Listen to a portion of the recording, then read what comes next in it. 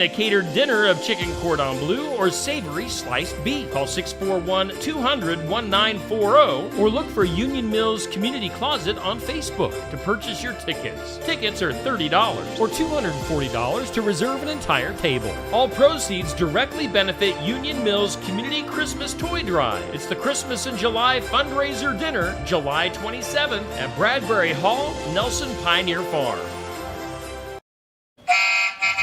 The Delta Fireman's Ball is Saturday, July 27th. You can enjoy food, live music, games, and more. There will be a poker run from 10 a.m. to 4 p.m. Keith Davis will be playing music from 6 to 9 p.m. For more information on the Delta Fireman's Ball, contact Jim or Fake Harry at 319-212-8772. The Delta Fireman's Ball is coming up Saturday, July 27th. Don't miss it.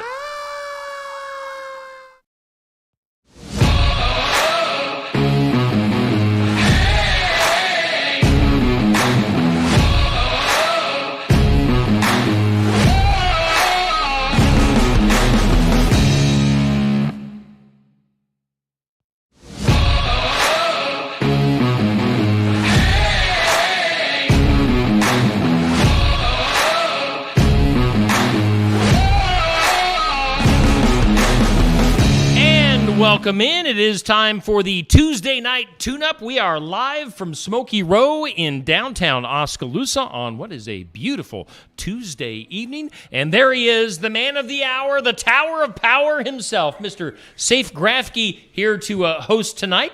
Safe, what's up? Hey, welcome back, race fans, to TNT, the Tuesday night tune-up. Boy, do we have some good stuff going on.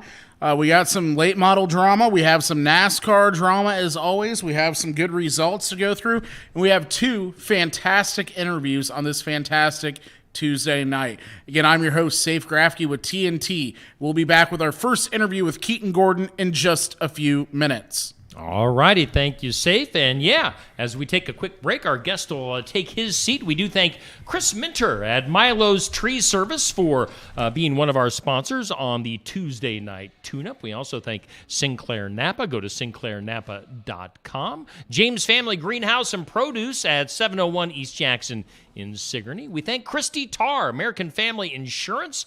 You can contact her at teamtar@amfam.com. Then we've got our Sigourney trifecta, Sigourney Body Shop, Tony Pitch at 210 Clark Street in Sigourney. We've got C.J. Fitzgerald with Sigourney Motors. Hit him up for your sales and service needs. And then Zeb Webb at Sigourney Tree Care. Give him a call at 641-622-2097. Let's take it back to Safe, who's sitting by with our guest for this evening. Safe, take it away. Welcome back, race fans, TNT, with our first of two interviews on the night. We have Keaton Gordon with us. Keaton drives the number 7 hobby stock out here at the Southern Iowa Speedway and sometimes a few other tracks if he can do that ever. Keaton, thanks for coming on here with us tonight. Thanks for having me. How are you? I'm good. Really excited to have you on here. Kind of the way we start these interviews always is talk about your background in racing and where you started and then up to where you are now with your hobby stock program. Yep. So I was about 8 or 9. I got in a go-kart and ran at English Creek Speedway for a couple years, and then was out of it for a couple years and got a 4-cylinder and got it on the track when I was about 12 or 13. I was signed in as 14 years old at Bloomfield for about 3 years in a row, so let me on the track at least. So I ran the Sport Compact for a few years and wadded it up bad enough. It was junk, so had to end up getting a hobby stock and ran that for a couple years when I was 16 or so, 15 to 16, and then it got expensive, as a young kid trying to do it with not much money, trying to do school and work at the same time, and but I learned a lot, it taught me how to work on a race car, and then I ended up getting out of it, and a couple years after I got out of high school, I got back in a car and been racing consistently since. So, absolutely. So it always seems like a lot of the drivers we get to talk to on here and stuff always kind of starts with that go-kart background, and English Creek always seems to be brought up. That's a pretty kind of prestigious track as far as go-kart tracks around here. what was the competition level like when you were there? Because, and especially in the sprint car world, that's where a lot of, some of our great sprint car racers right now, our younger ones, have raced in the past. So I'm sure it had to be really competitive when you were racing there. Oh yeah, definitely. We showed up with a pickup truck with the go-kart in the back, and didn't have a lot of money in the program, and we did run very competitive for what we had going on, but we were definitely outdated and outfunded, but we hung right in there, and I definitely learned a lot. I didn't learn how to let off the gas pedal until I got into 4-cylinder, so I tore up a lot of stuff on that go-kart, so probably a good thing we didn't have fancy equipment. So, talking about there's a lot of obvious differences between the sport compacts and a hobby stock and even a go-kart is having a front wheel drive. Those drive so much different than a rear. Can you kind of tell the people at home what the biggest thing from going from having a front wheel drive to something that's rear wheel drive, how you have to be in the corners? Why don't you tell us about that? Yep. So the go-kart definitely helps you with the rear wheel drive, and helps you learn throttle control because they don't have much of a tire on it, and it's slick, and depending on track conditions, you really had to pedal it, But the 4-cylinder, I didn't learn a lot in it to put towards other than just racecraft, learn how to race somebody right and try not to wad everybody's stuff up. Done that a couple times. So I did learn a lot of stuff on that part of it, but not much I could apply to racing a rear-wheel drive, purpose-built race car.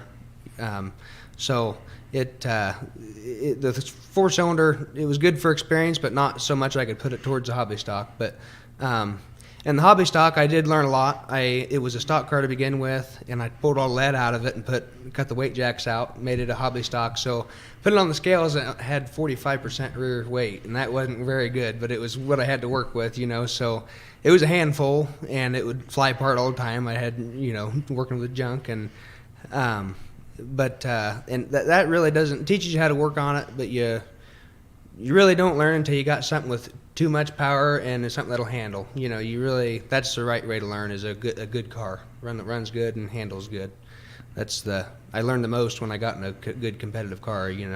Absolutely. So what are you racing now as far as chassis goes on your current number 7 hobby stock? Yep. So this is a 21 or 2 Eliminator.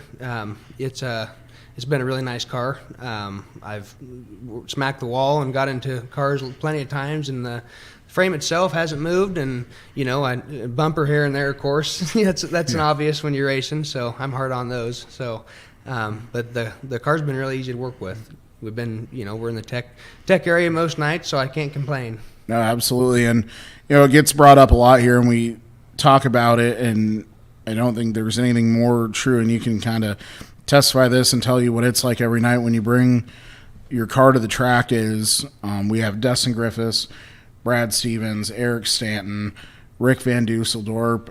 I mean, we have the toughest, I would say, weekly cars that come to the Southern Iowa Speedway, and it really seems like the hobby stock class is the most, right now it is definitely the most competitive class, just narrowly I'd say edging out the stock cars again, because they have a lot of good cars now. Have McGuire and some of those guys coming back and to that. And so as far as for you, I mean, what's it just like knowing you're unloading and there's that big bounty right now on Griffiths, and that's pulling some guys in. What's your mental mindset when you unload and then you see, what your heat race is going to look like? And, you're normally in one of the most stacked heat races of the night, it seems. Yep. And we kind of we'd rather be in a good heat race and know what we got to work with for the future, know what we're going to have to change.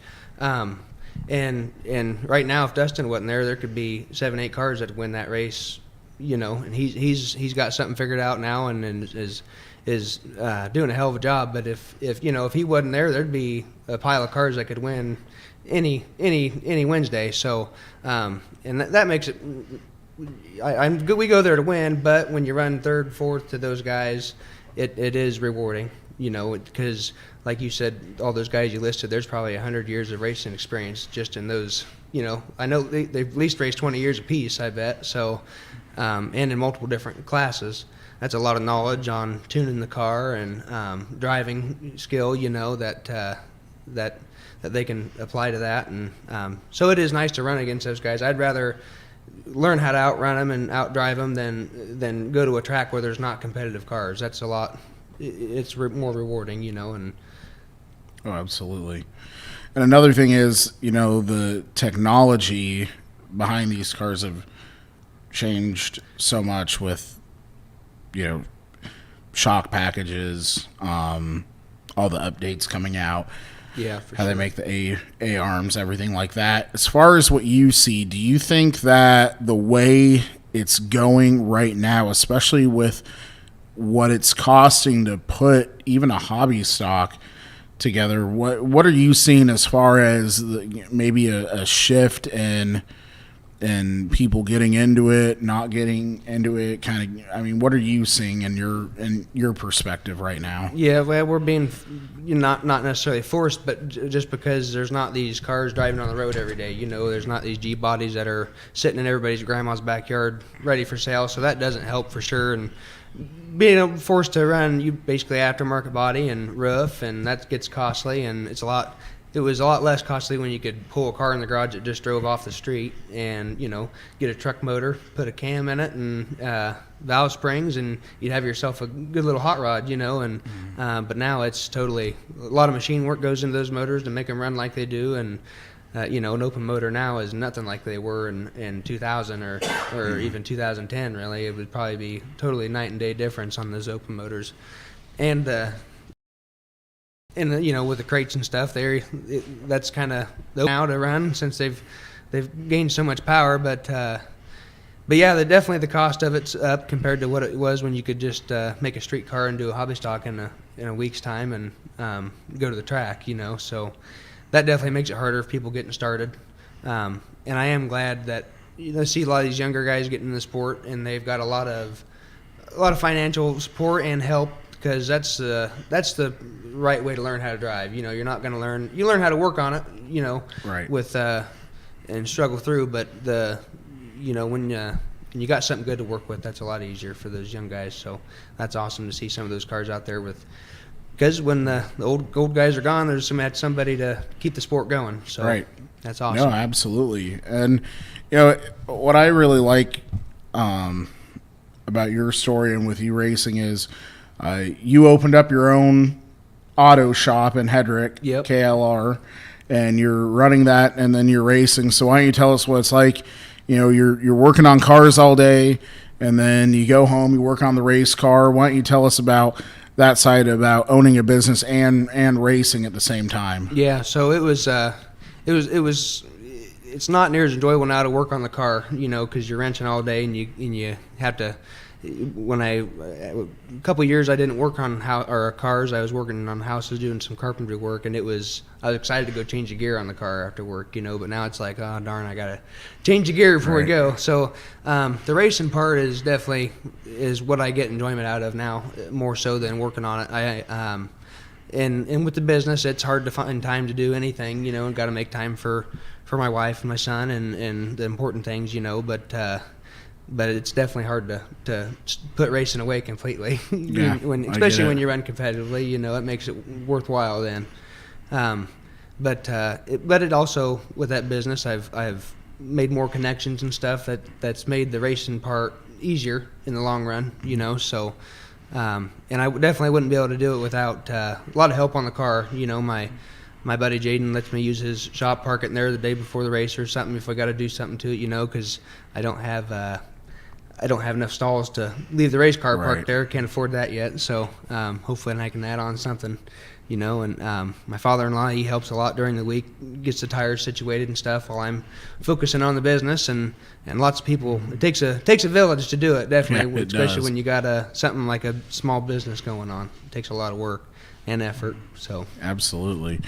Racing out at the Southern Iowa Speedway and most tracks has evolved so much. When I ran in the 2016, 2017 season, so I think that was... that's right when I was out of it, so I never got to race against you, I don't think. That's okay. I mean, I was in the back. I mean, I bought Christian Huffman's old car, and that was an old SCS kit car. Yep, That he had that was put my together. my first car was SES stock car, but made it into a hobby stock. Those cars were built so good. Yep, I they were mean, popular then, weren't they? I'm trying.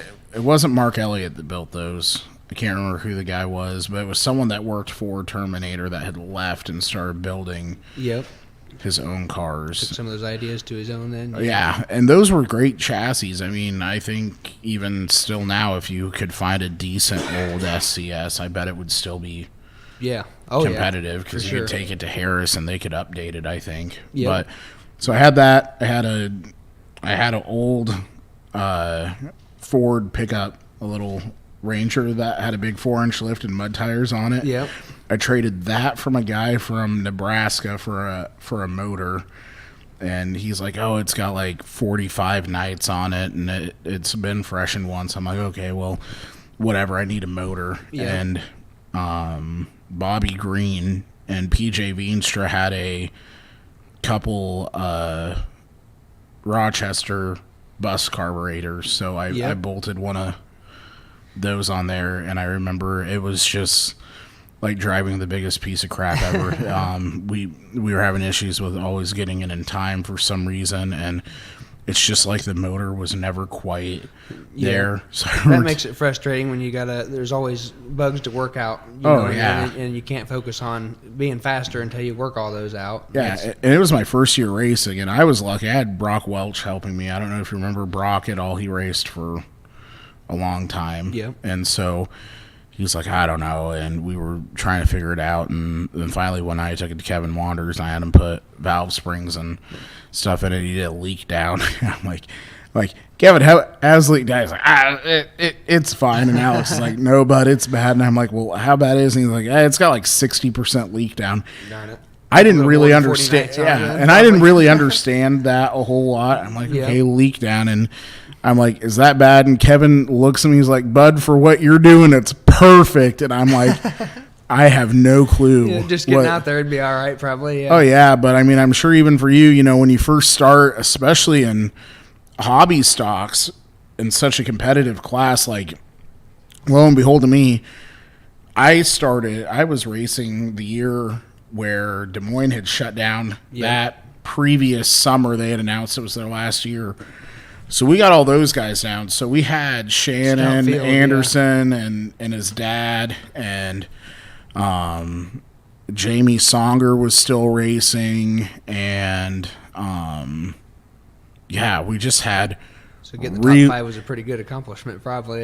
If you even got a top 10 out there, I want to say you were doing good. Yeah. But it was just, that was the nature of it. And it was cool because he still had, you had Hughes still racing and some of Yep. those other guys. But it's like, what do you do to, be even remotely competitive? I mean, every week was a win for me if I could go one lap further than the week before without getting lapped. Yeah. And I'm sure for you, when you start out in hobby stocks, I mean, your situation was probably a lot better than mine, it sounds like, but still just knowing that you had really good competition, but you're trying to learn about your car and just even be on the track. I mean, how hard is that at first? Because I don't think necessarily everyone understands, you might have raced at some point in something, but when you actually get out, especially at the Southern Iowa Speedway, it's completely, it's still different because you're trying to figure everything out. Oh yeah, and it's a different animal than a lot of even than Eldon or Bloomfield. It's an awesome track. I love Oski. And if you're off at all, you're really off. Yeah, you lose the field in no time. So you really got to be on it, and on the setup. And if the motor's not running right, it's definitely not going to be competitive there because that's a big part of it there. You got to have a good running motor and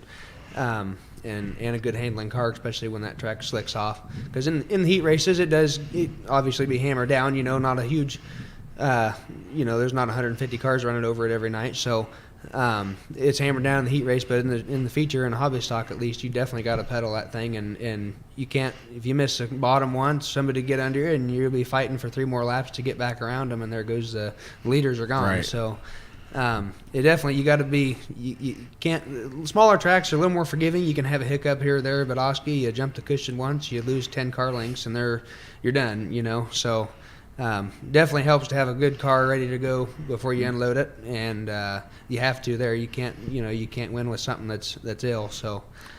So when was your first race at Oski in a hobby stock? It was probably like 2019 or so. I didn't race there when I was a kid. So I'm trying to remember. Come out of 2, was that wall there yet where they did that add-on, or were there so still that was tires? I think I can't remember. that same year is when that guy hit it with a modified and tore the whole car apart and got tore up pretty bad. So I think that's right when they in changed that sprint car, yeah. Yep.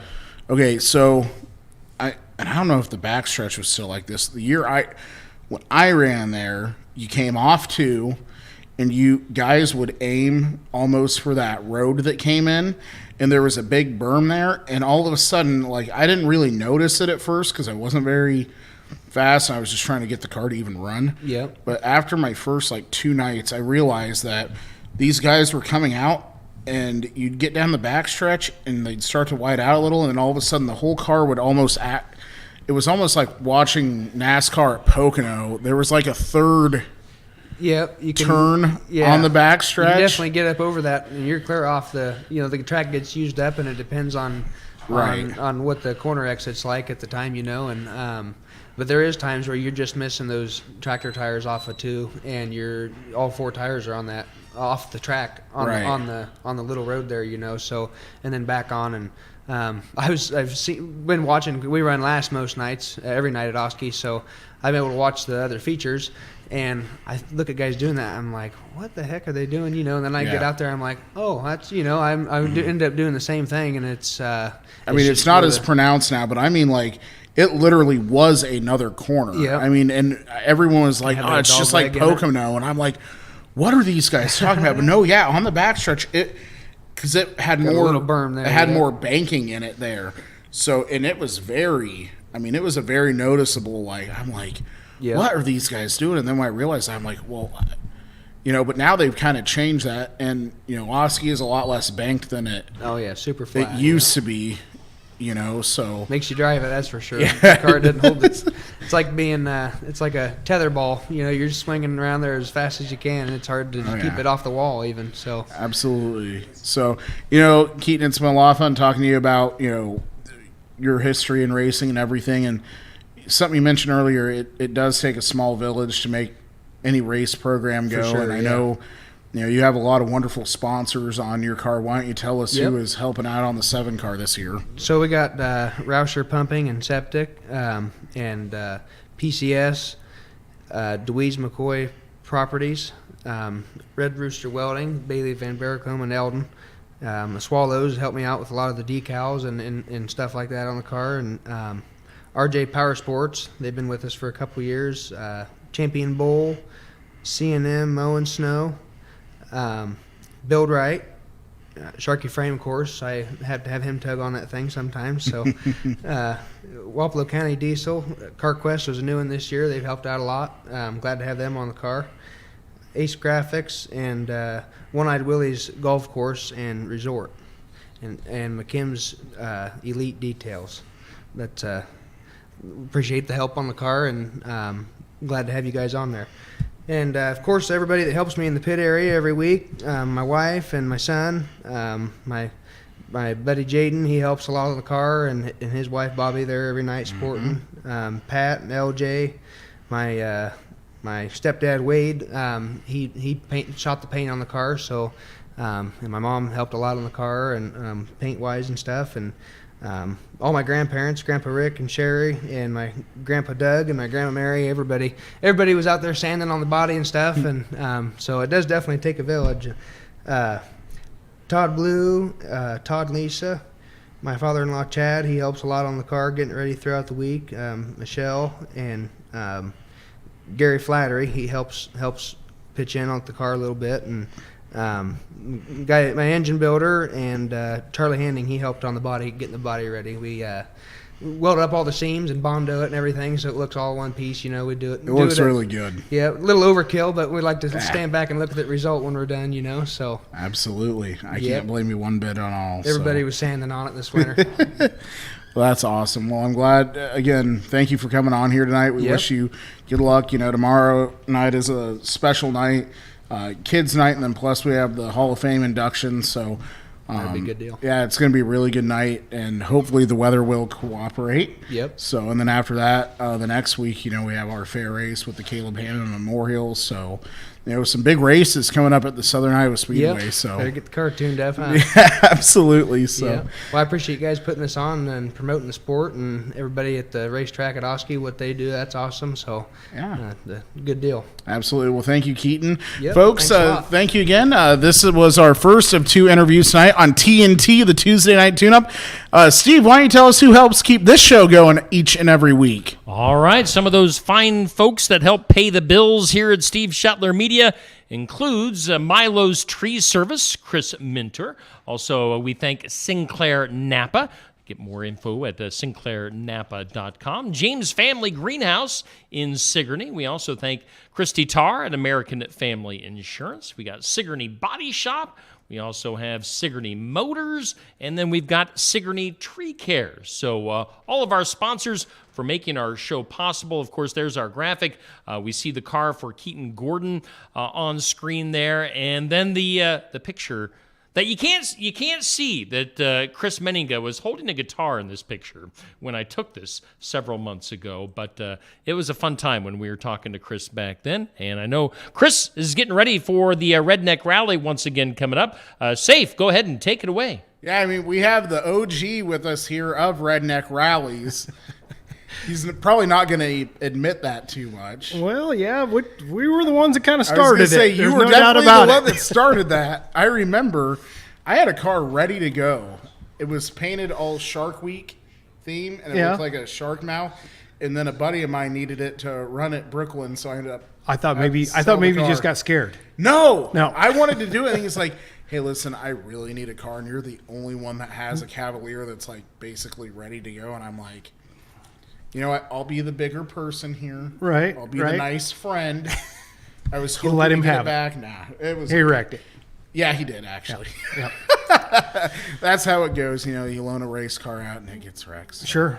Anyway, Chris, thanks for coming on here. Absolutely. Thanks for having me. Yeah, this is always fun because when you come on, that means we're in Redneck Rally mode. We are ready to tear some stuff up. Oh, boy. Absolutely. Next week. So next week is different too. We have a kind of a different format and then different classes. Absolutely. too. We completely changed it up. So the fair board asked me, they said, okay, do you have an idea for something for Thursday and Friday night? And I'm like, all right, let's figure this out. And we decided that the dirt bikes and four-wheelers was pretty cool. We've done it in the past, and it was a pretty good hit. People loved it. So on Thursday, we're going to do dirt bikes and four-wheelers. We're paying 5 different we're going to do 5 different classes in each. So we're going to break it up once the people get there and we figure out, okay, you got a kid on a 50 or a 65 or an 85 or a 220 or 250 or whatever. We build our classes the day of the show and just try and make it fair for everybody. And yeah, there's a little bit of money involved. I didn't bring the payout. So I don't even dare say what we're paying, but I know we're paying first, second, and third place.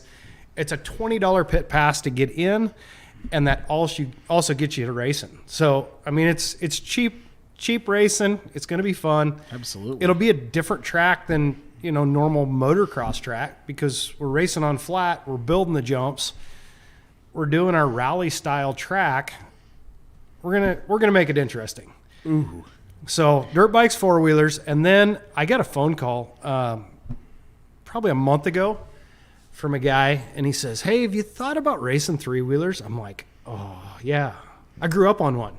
We have to. So there's not going to be a payout for it. We're going to see what happens. Right. So if you've got a 50 or an 80 or a 200X, Bring big it. red, whatever. Oh, boy. We're gonna throw all the three-wheelers together, all the age groups together, just everybody, and let them burn laps and just have fun. Yeah. It's gonna be nuts. It'll be like reliving my youth, watching three-wheelers. I've talked to my wife about this. I said, No. I kind of need to have another three-wheeler in my life. I mean, I had one when I was like 12, My dad let me have a 200X when I was like 12 years old, which I don't know what he was thinking, but I'm still here, so it worked out. Kids, don't try that at home. Yeah, probably not. Probably not. So, yeah, that's our Thursday. But Friday's really, I think Friday's going to be the crazy thing. Friday is going to be nuts. So we've done our normal redneck rallies, and and at the fair we always try and do something different. We've done the chain race in the past where 2 cars are chained together. It's really cool. It's entertaining. We wreck a lot of stuff, but it's all good. It's fun. Right. This year we are doing a 2-man cruiser class. So front-wheel drive rally cars, rear-wheel drive compact trucks. 2-man cruiser. So the passenger runs the gas pedal, either a foot throttle or hand throttle. Some of these guys are putting a twist throttle for the I've heard passenger that, yeah. to run. And I know one guy's even got his wife, girlfriend is running with him. They put a steering wheel, so she had something to feel like she was in control. So she's got a steering wheel on the passenger side. It doesn't work. It's not hooked up. Right. But at least she can feel like she's hanging on. Oh, that's hilarious. So, yeah, she's running the gas, and he's running the steering and the brake, and it's going to be entertaining. So that's the front-wheel drive cars and the rear-wheel drive trucks. We're also going to do the Hick Chicks. So we brought in Hick Chicks Racing several years ago. It's been a huge hit. Oh, absolutely. A lot of girls racing in this class, and they're running their cars as normal. Their husbands don't have to come with them, girlfriends. They can, just run a normal Hick Chicks. And then we started the driver's ed class, and the driver's ed class is for kids that are 14 to 17 years old. A parent can ride with them if they choose. I still haven't seen it. Neither have I. They're turning their kids loose, and they're just going, here, have fun, enjoy it. In fact, I've got to slam a car together. I kind of lost a bet with a kid. I am making bets with kids here a while back. Unbelievable. Yeah, so I got to build a race car this week. Nothing like waiting until the last minute. Nah, why not? That's what we do. Exactly. So yeah, that's going to be entertaining. The other thing we started doing this spring, and I know you know a lot about this at work, because the guys at Outer Limits, they've been just spending money, right? They're buying lawnmowers, they're buying go-karts, and they're buying mini bikes. And we are having a class for all 3 of those. They'll be split up individually. Pull start mini bikes, pull start go-karts, and lawnmowers. And I've heard word that somebody out at Outer Limits has a lawnmower that'll go like 68 miles an hour or I something can like that. confirm that is true. And it has a beautiful sparkling 2-tone paint now. But don't think that just because some dude's bringing a lawnmower that goes 68 miles an hour, It does not mean that it will do well. That you can't bring your John Deere from the shed, take the deck off of it, come out, because Might win. I know this guy. 68 miles. Something's- The screws are loose. Yeah, exactly. He's gonna crash that thing. Oh, probably. And he just painted it. Literally, I get there this morning and I see something rolling. I'm like, that looks beautiful. I'm like, oh, that's the racing mower. It's got a brand new metallic 2-tone paint job. I'm like, that'll last 10 minutes at the rally. Yeah. Someone else out there also just bought a go-kart that has a 420 Predator Okay. on it. So It's gonna be fun. build a go-kart. So the go-kart lawnmower mini bike track is not flat. And I'm trying to clarify that 100%, because it is not flat. This is Redneck Rally. We jump stuff. We jump cars. We jump trucks. We jump mowers. We jump mowers. And we're going to jump go-karts, and we're going to jump mini bikes. And you know what? My mom, I thought of this earlier today because I knew I was coming here. My mom, for many years, I'd take my kid and we'd go four-wheeling. And every time she'd be on the phone, you guys, be careful. Be careful when you go. I said, Mom, the last thing we're going to do is be careful. But we're going to be safe. We're going to be safe about not being careful. And I, honest to goodness, that is how I live my life. You got to just be a little reckless and a little fun, and that's what Redneck Rallies are all about. Absolutely. So I've been lucky enough. Let's see, I think this is 3 years. I think this is the third year. 2 or 3 years now that I've got to help announce rallies. Right. And what a blast that has been for me to do more announcing work. But the rallies have just, I mean, they keep getting better and better and better. And, you know, like I said at the beginning, you're the OG of this, and now you're seeing that other places are trying to do rallies and stuff like that. So how does that make you feel, knowing that you kind of started a whole new trend of racing? So it makes me feel good that other people are trying to duplicate what we're doing. And the thing is, with them not having the help that I have to do their rallies, I kind of think ours are a little bit better than everybody else's. I'm not saying they're not good. Those, Right. I mean, those other tracks they're doing all right. But the manpower that shows up to help between the dump trucks, the excavator, the skid loaders, and all my people that come out, I got friends. I've got old friends, and now I have new friends since we started doing this. This is year number 8 that we're doing this, and you know, so we're doing 2 or 3 of these a year, and I've gained a whole new friend group of these guys that come out, and they just, what do we do? When do we start? They look forward to it. Most of the time, not all the time, you know, when it comes down to tearing down a track and we don't start till 2 o'clock in the morning, you know, and it takes you 5 hours to tear a track down, it kind of sucks. Yeah. But they show up and they bring equipment in like crazy, and we just move dirt. The dirt's all on location. So 3 dump trucks are running as fast as they get filled. Right. And the guy in the hoe, he is filling trucks. So I mean, massive, huge loads, non-DOT compliant loads, because they're not on the ground. So they're not on the road. Exactly. They're just driving across the racetrack, and we always think we should count how many loads we move, and It'd be too hard. We run out of fingers Yeah. and toes and clickers and brain cells, and so we just keep working and keep building racetrack and keep building big jumps, and yeah, next thing you know, it's done. Absolutely. And, you know, something you didn't talk about yet that I think I saw for Thursday night is the Wheels of Madness. Oh, Is that what it's called? Do I ever? Wheels of Freedom? I was close. I give myself close. credit. So- yeah, why don't you tell us about that a little bit? So I'm kind of a big monster truck guru. I Okay, wonder why. I don't get it. But so a few years ago, we had monster trucks at the county fair, and so I met those people. I knew some of them, went and helped, and I met this guy. He's got the Wheels of Freedom monster truck, right? So we become friends. We talk, and when this thing came up that I'm doing a Thursday and a Friday show, he's from down in Missouri. I can't remember exactly where. And I said, hey, would you like to bring your monster truck ride truck up for a Thursday and a Friday? You know, this guy's busy all the time, and he's busy Fridays, Saturdays, and Sundays doing county fairs and monster truck shows and this and that. He goes, well, let me check my calendar. He goes, man, if I can do a 2-day show and start on Thursday, which he never works Thursdays because nothing's ever going on. Right. He goes, yeah, absolutely. I'll be up there. So the Wheels of Freedom, Jason is going to be up with his truck. And like I said, I live my life being safe, not careful. Right. Right? I like to be reckless. I like to have fun. I like to push stuff on the ragged edge with whatever I'm driving, you know, obviously not in town. Right.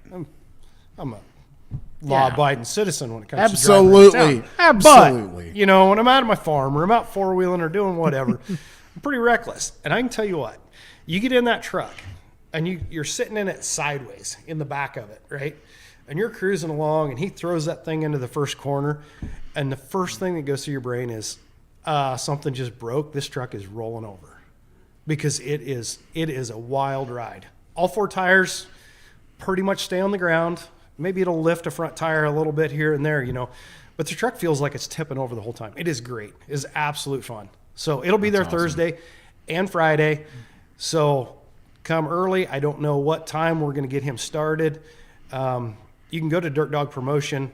My phone number's all over there. You can find it. You can get a hold of me if you got questions about the entire weekend or what's going on. Feel free to call me. Absolutely. Or look up Safe. I can fill you in. I can kind of help out with that too. So. Yeah. No, again, I'm really looking forward to next Thursday and Friday, and thank you for allowing me to be part of it. I love working up there with the second Chris. Right. So Chris Overgard. Yeah, we have too many Chris's on the crew. Well, I'm little Chris. He's big Chris. I'm little Chris. True. That's how it's been. That's how it's been. Yeah. That's how it's been since I've met him. I don't know how many years ago. We've been buddies for a long time, 20 years at least. So absolutely. So fans, make sure you come out next Thursday and Friday to the Redneck Rally. It's going to be really fun this year. I'm super excited for the 2-man cruiser class. I can't wait. It's just cool that every year something's different, whether it's the track, the classes, something. You're always changing it in the pursuit to continue to build this and be different and bring something new, just like when you started this 8 years ago. So it's just cool to see the OG doing new things all the time. So got to keep it fresh. You got to keep it. The thing is, we've got our track design and layout kind of figured out, but we always got to change something with the jumper, make it turn a little tighter, a little this or a little that, and make it. And I do, man. When I build a racetrack, I know what's fun and I know what's going to screw you up. Absolutely. And so I throw both those things into a racetrack. You know, I'll put a jump that's going the wrong direction on a left turn. I'll make a jump that wants to send you to the right on a corner where you have to turn left. Yeah. Because it makes a driver drive, and it makes the guy that doesn't know how to drive really have to figure things out. And so that's always entertaining and fun. And I love racing it. You know, I don't actually race in the cars because I don't. It's not cool for a promoter to go out and race his own race. But now I do race with the side-by-sides. Oh, yeah, we're doing the side-by-sides on Friday. Yeah. I forgot to add that. But, yeah, we're racing side-by-sides, and that's growing into a pretty cool deal. It has been. We talked you into buying one.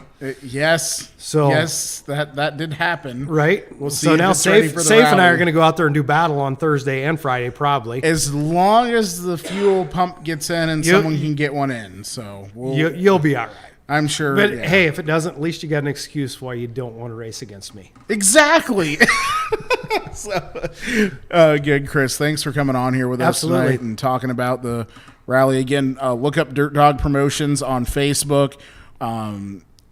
Always posting something, talking about payouts or anything, and you can find all the info on there. Yeah. So, again, we're looking forward to the rally next week and then the fall one. That'll be later in the year too. Yeah, so. and I don't remember the dates on it. I can't either off the top of my head, but again, three rallies a year. Right. The OG doing it here at the Southern Iowa Speedway as always. So we look Absolutely. forward to it, man. Yep. So It's all a right. cheap and fun way to get into racing. That like is they were true. talking about earlier, that it's Yeah. it's not, you know, getting in a hobby stock is expensive. pretty expensive. This is a good cheap way to get into racing and having fun. Absolutely. There's been a lot of guys that have left redneck rally racing to get into hobby stocks too. That's true. So And hobby stocks it's- and sport compacts. Right, Yeah. right. It's a nice stepping stone.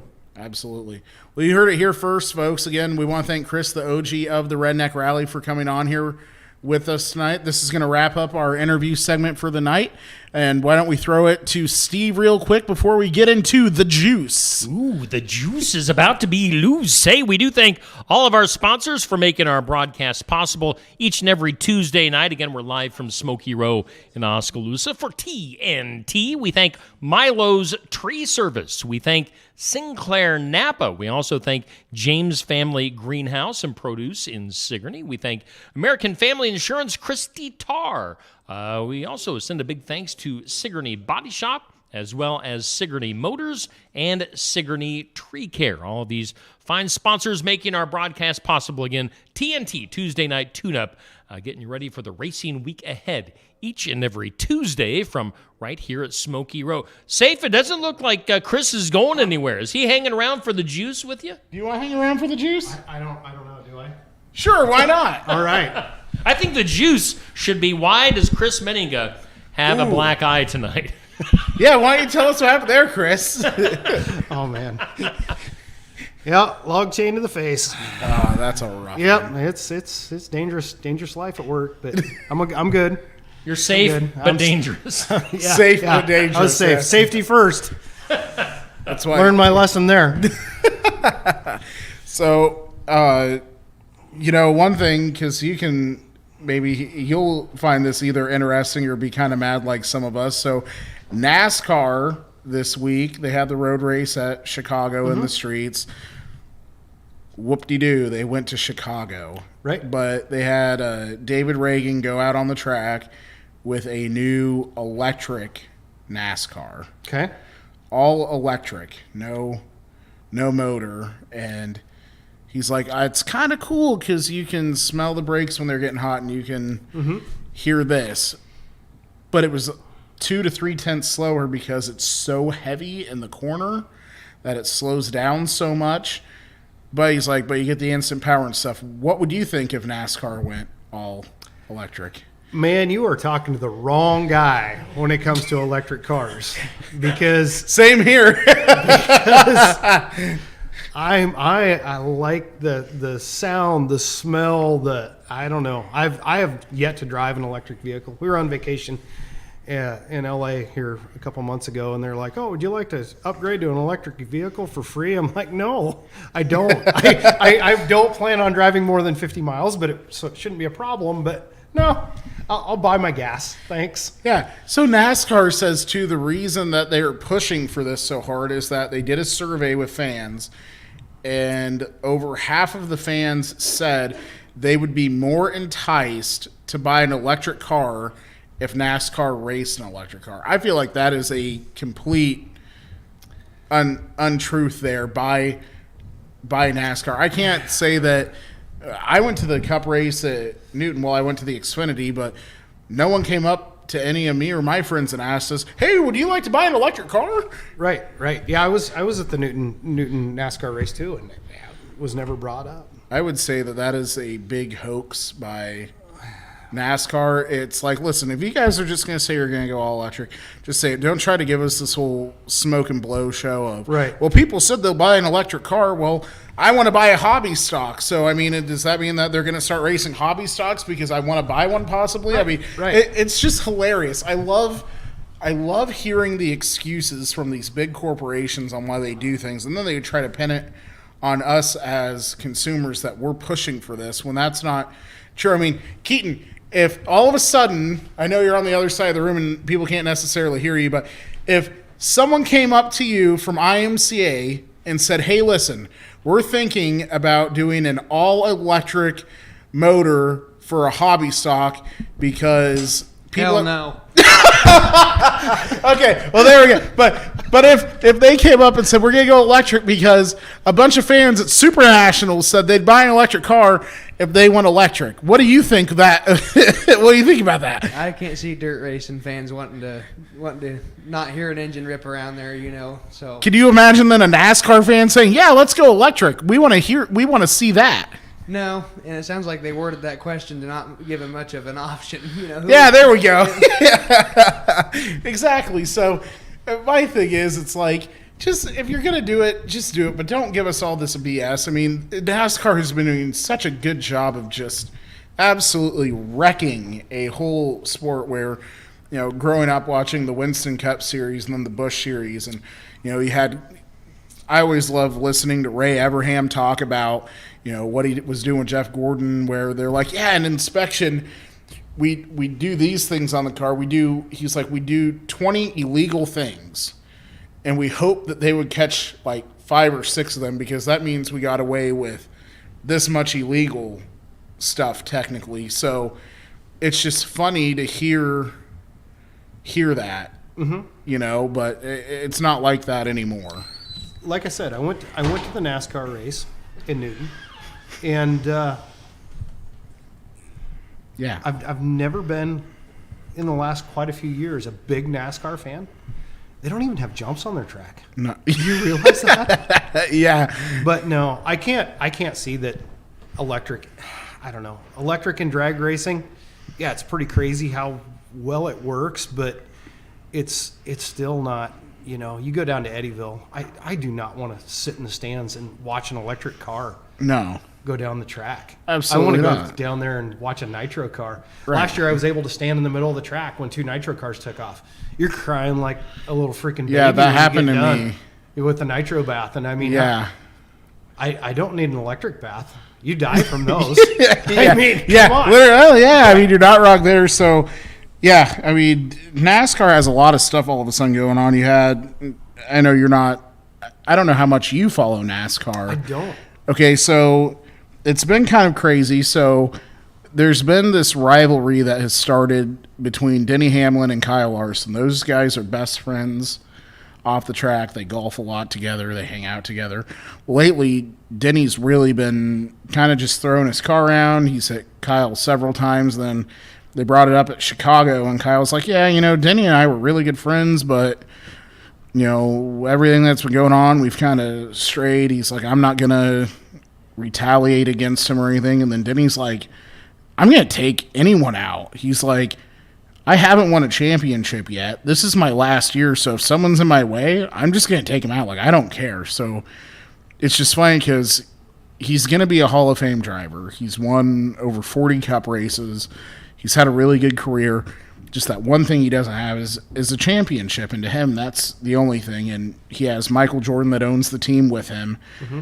Michael was very competitive on the basketball court and even off. So I feel it's kind of funny because you're starting to see that Michael Jordan mentality now out of Denny Hamlin, which is complete opposite of how really Denny's been most of his career. So it's kind of funny to see that and hear him literally just respond with, yeah, I'm going to take him out and I don't care. Like, whatever happens, happens. I'm going to get that championship. Like, it's just very funny to hear that all of a sudden out of a guy who has never acted like that before. So we have that going on. And then earlier this week, Rodney Childers, who was the longtime crew chief for Kevin Harvick. Well, Kevin retired last year. And then Rodney decided that he, at the end of this year, is going to be the new crew chief for Corey LaJoie with Spire Motorsports, which is probably one of the biggest shocks because Corey is an okay driver, but he doesn't have any wins. He runs usually towards the rear of the pack, a lot of DNFs, and it's like this guy, Rodney, really has only ever won.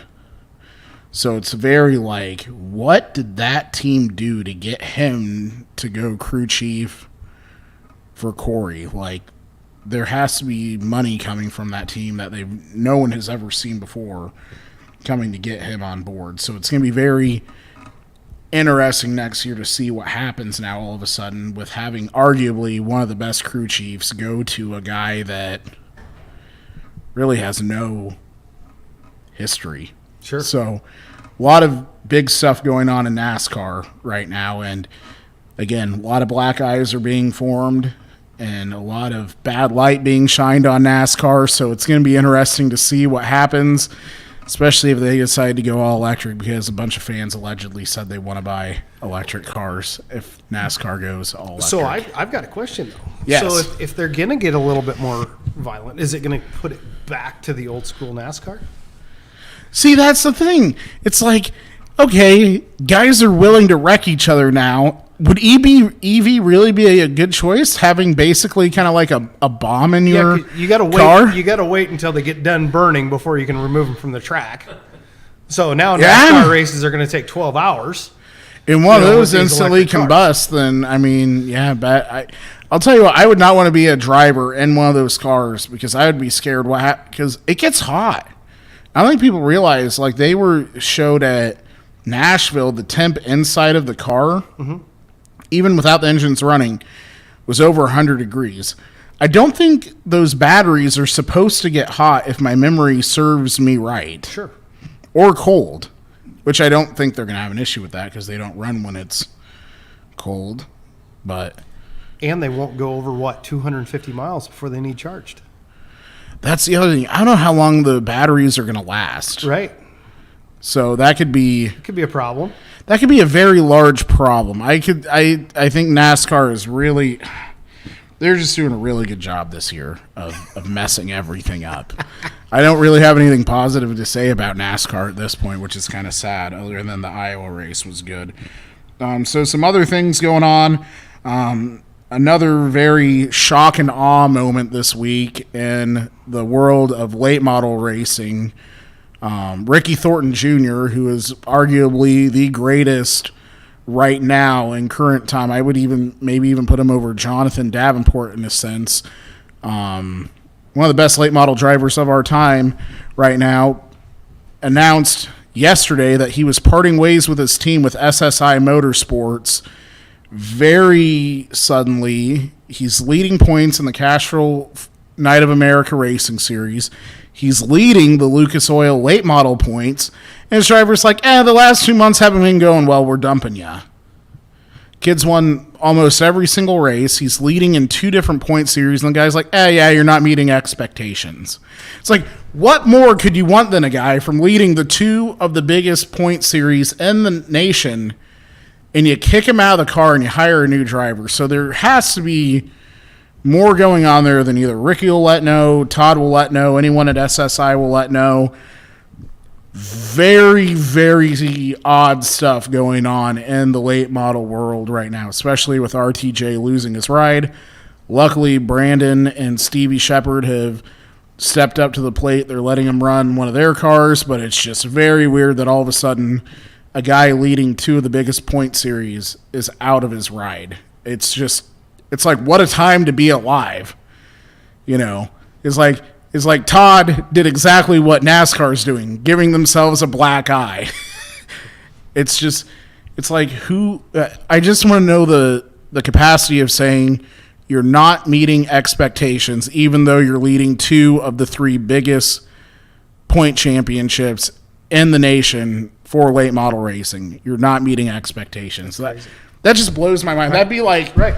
That'd be like Tyler losing his ride because he didn't meet expectations, even though he had a killer year in Gravedigger. Right. It's just weird. Something fishy going on there. Yeah, but no one says anything. Right. Of course. So we have that going on. And then in other late model news, Derek Stewart, who is a local late model driver from Southeast Iowa area, he got engaged.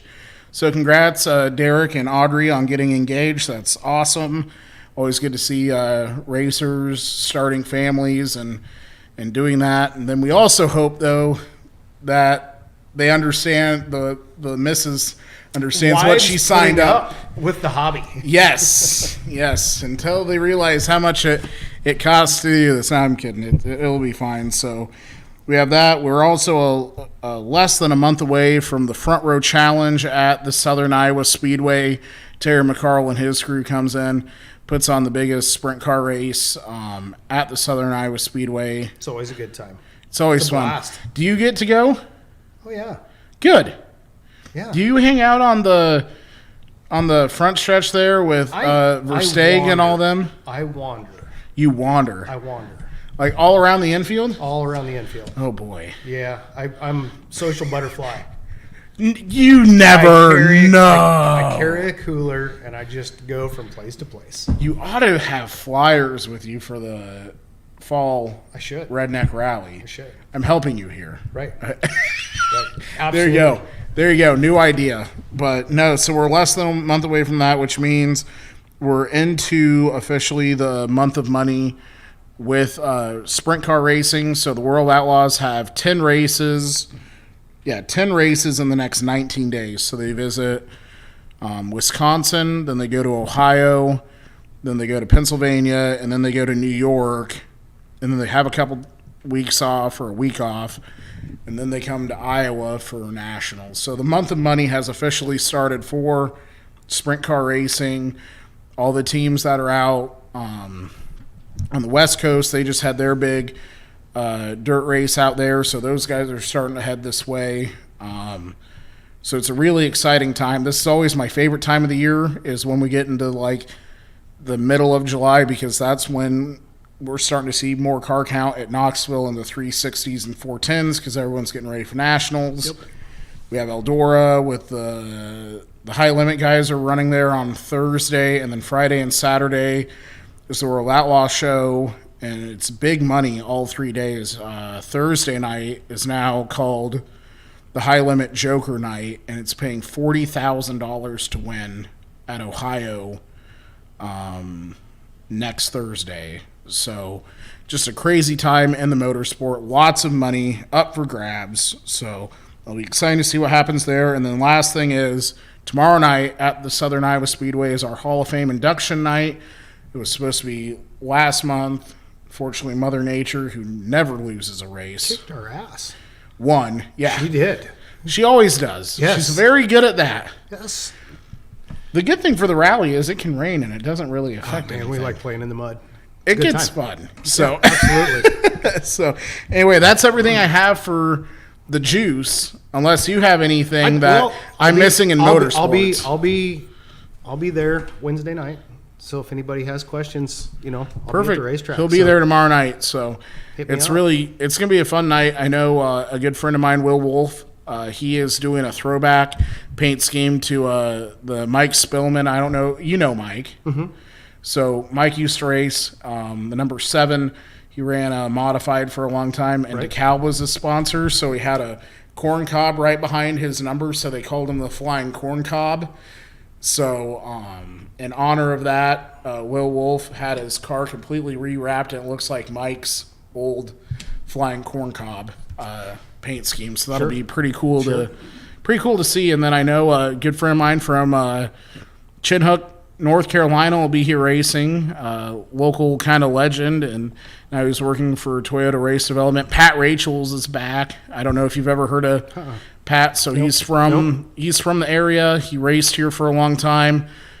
Decided he wanted to try getting into NASCAR and stuff. So he has a modified that he runs at a couple tracks in North Carolina, and he works for Toyota Race Development on their NASCAR side. So pretty cool to see someone from around here get up to that. We had the same thing happen with Jeff Humphrey as well, Ryan's brother. Yep. So just cool that there are some guys in this area that are doing cool things now like that. Absolutely. So, yeah.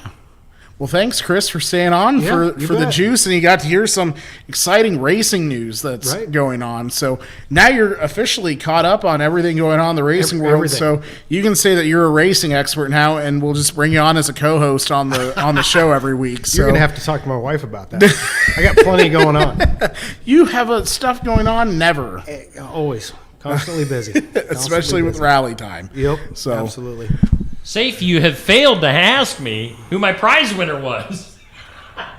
Well, okay. In the comment, I've been getting messages. I got. Oh, that's wondering hilarious. Who won the 4-pack of Southern Iowa Speedway tickets, courtesy of Vans Racing? Well, why don't you tell us, Steve? There's the last part of the juice. Who won the tickets? It's so juicy. Michelle Flattery Willis was drawn as our prize winner. So Michelle, Hey, Michelle! pack of tickets for the Southern Iowa Speedway. Congratulations to Michelle. Thank you to the 200-some people that liked and shared. 200 people did that? Over 200. Over funny. 200. It's funny because, I always say you have to do the combination of like and share, and it never fails that the number of people that hit like and the number of people that hit share are way different. Well, Like and share. Some people just like, some people just share. But it's that magic combination. that magic combination. liking and sharing. That should be, you know what? I think we need to talk to Smokey Rowe, and that should be a new thing called the magic combination. Yes. There we go. And then I'll you take can the magic combination. and then you could monetize it. Man, I'm getting smart. It's getting good over here. And by the way, for insiders that don't insiders. care, nobody cares about this, but we've been using some new technology tonight here on Steve Shetler Media for Oh, the boy, very here first we go. time. Someone's and I think getting it's actually excited. working quite nicely. I think our stream has gone quite well. So I Wow, think we're- good job. Yeah. Way to go. Everyone, go. if you're listening, why don't you go ahead and hit like, do that magic combination of liking Like and this. share. Just- Like or and just share like, this give, show. give Get Steve a more like. Good eyeballs job. on Good job, It must be Steve. working because even my phone's lighting up in my pocket right now. I can feel it. The likes right. are overflowing. Shall we wrap this up? All right, let's wrap it up. Steve, why don't you tell us one more time who makes TNT the Tuesday night tune-up possible. All right. Well, again, we do thank all of our sponsors, including Milo's Tree Service. We thank Sinclair Napa. We thank James Family Greenhouse and Produce. We thank Christy Tarr at American Family Insurance, as well as Sigourney Body Shop, Sigourney Motors, and Sigourney Tree Care. Lots of Sigourney there. All right, that'll do it for tonight's show. Appreciate you guys hanging out with us, and we'll see you next Tuesday, 7 o'clock, for the Tuesday Night Tune-Up here on Steve Shuttler Media. Thank you all, and come back, Neil.